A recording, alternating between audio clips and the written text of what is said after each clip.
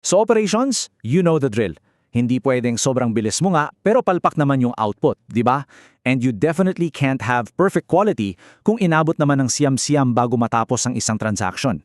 Kung gusto talaga nating maging leader sa industriya natin, we need to strike that balance. We absolutely need both speed and quality.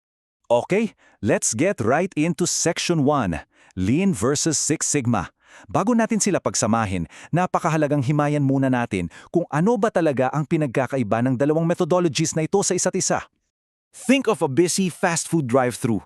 Ang lean, yan yung focus sa efficiency at bilis. Walang nasasayang na oras o galaw para walang naghihintay ng matagal. On the other hand, ang Six Sigma is all about effectiveness and consistency.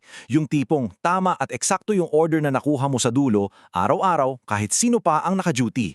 See, kung mabilis nga ang drive-thru dahil sa lean, pero mali naman yung binigay na burger dahil wala kang Six Sigma, galit pa niya ng customer mo. At the exact same time, kung tama nga yung burger pero 30 minutes ka namang naghintay, ganun din ang resulta, di ba? You really need both. Which brings us perfectly to Section 2, the Mixed Martial Arts. Dito na natin pag-uusapan yung synthesis, kung paano nagiging mas malakas ang dalawang concepts na to kapag pinagsama natin. Literally, ang Lean Six Sigma ay parang MMA ng operations. Pinagsasama natin ang distinct disciplines ng bawat isa to build a completely unbeatable system. Kinukuha natin yung best of both worlds para ma-maximize natin yung customer value. Simply put, nakakapag-deliver tayo ng superior quality and cost habang napananatili yung consistent time performance. Wala nang either or dito. It's about achieving both efficiency and effectiveness sa mga proseso ninyo araw-araw. Moving on to Section 3, Proactive Process Control. Now that we understand the philosophy, let's look at the fundamental math and mindset na kailangan para talagang mapagana ang Lean Six Sigma sa totoong buhay. Ito, literally ang pinakapuso ng buong methodology natin. Y equals f of x. Ang y, yan yung outcome na importante sa customer, yung end result na hinihintay nila. Ang X, yan naman yung mga factors, root causes, o yung mismong mga steps sa proseso that essentially drive your performance. So what does this actually mean for us?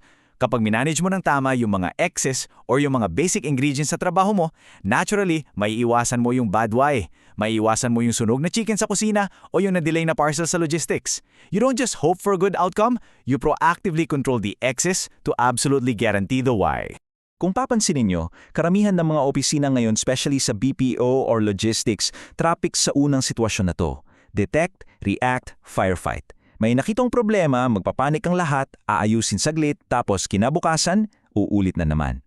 Sobrang nakakapagod yan, di ba? Ang Lean Six Sigma mindset is entirely different. Lumilipat tayo sa pangalawang approach. Define, control, prevent. Aalamin mo kung ano yung mga key X factors, iko-control mo sila para ma-prevent mo yung defect bago pa man ito umabot sa customer. Literally, that is the exact power of proactive prevention.